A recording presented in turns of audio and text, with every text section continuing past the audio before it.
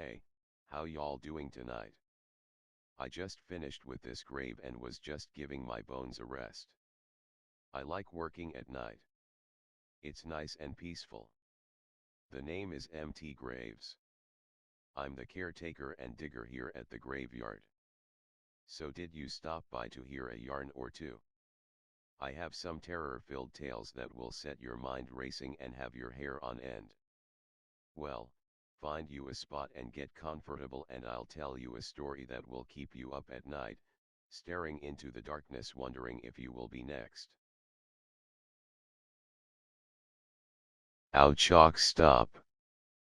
Bill yelled, as she hopped off of his legs.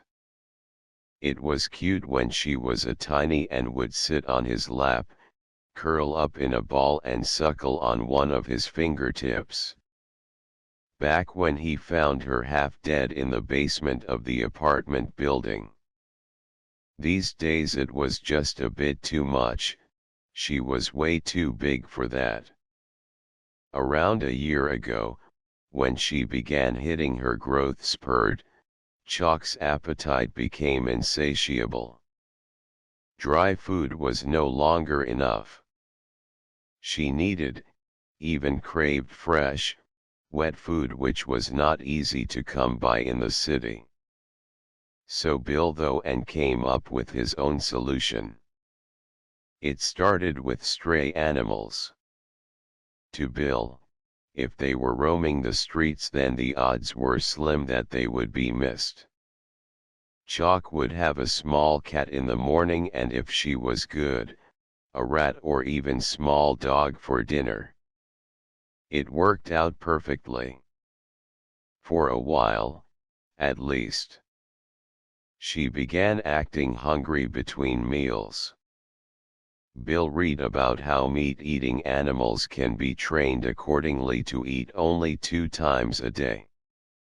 So he tried this until one night she gashed his left hand in a hunger-induced fit. Bill decided to up her intake. Problem with this is there were only so many strays in the city. Bill decided why not homeless people. This was a great idea for a few months, but after a few close encounters with the cops and bad people, they needed to leave and find a new food source. Bill thought, Chalk needed livestock. Livestock, and less laws. Mexico is the only logical choice. They sold what they couldn't carry, and left the city. They purchased a small house in a small village about an hour south of the US border. Here they live happily. That was a couple decades ago and they haven't had an issue since. Bill only lets Chalk out at night and she's restricted to one farm at a time. Every once in a while, some paranoid farmer will catch a glimpse or get a picture of her, but usually their evidence gets dismissed as a crazy urban legend or a hoax. Life is good here for Bill and Chalk. Hope that didn't scare you too much.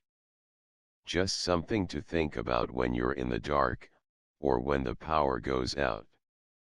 Well, I guess I've rested enough. I have more customers to attend to. Seems business is booming.